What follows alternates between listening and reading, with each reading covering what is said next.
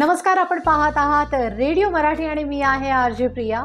तर बिग बॉसच्या घरामध्ये येणारे काही दिवस जे आहेत ते अनेक भावभावनांनी भरलेले असे असणार आहेत।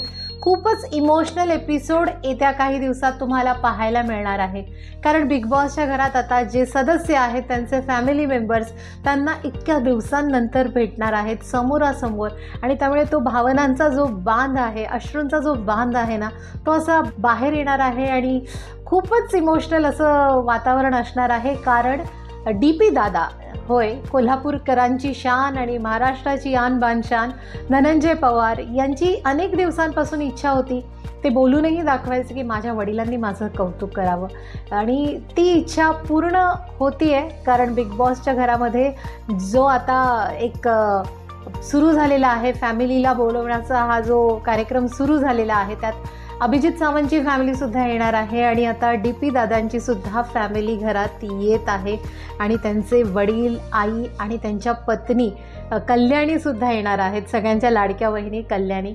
आणि DP दादा त्यांना बघून अक्षरशः म्हणजे घाय मोकळून रडताना दिसत आहेत, कारण कलर्स मराठीनं प्रोमो जारी केला आहे आणि बॅकग्राऊंडला गाणं आहे की लय अवघड र गड्या समजाया बाप।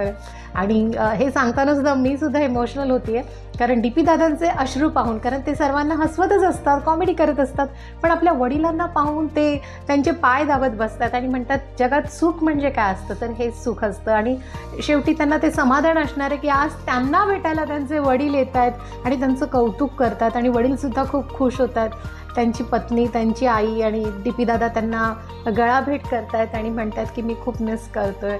आणि हे जे त्यांनी नाव कमवलं आहे ते ट्रॉफी जिंकतील अथवा नाही जिंकणार, पण इथपर्यंत एक व्यक्ती येतो, आपल्या ब्लॉगच्या माध्यमातून महाराष्ट्रात प्रसिद्ध होतो आणि बिग बॉससारख्या प्लॅटफॉर्मवरती येतो आणि नाव कमावतो, आणि गेममध्ये सुद्धा जास्त काही पॉलिटिक्स नाही, कोणाला जास्त काही त्रास देत नाही, आणि इथपर्यंत पोचला। ह्यातच त्यांच्या परिवाराचं असं म्हणणं आहे की ते जिंकलेले आहेत। आणि DP दादा आणि त्यांच्या फॅमिलीला सुद्धा बिग बॉसच्या घरात तुम्ही पाहू शकता।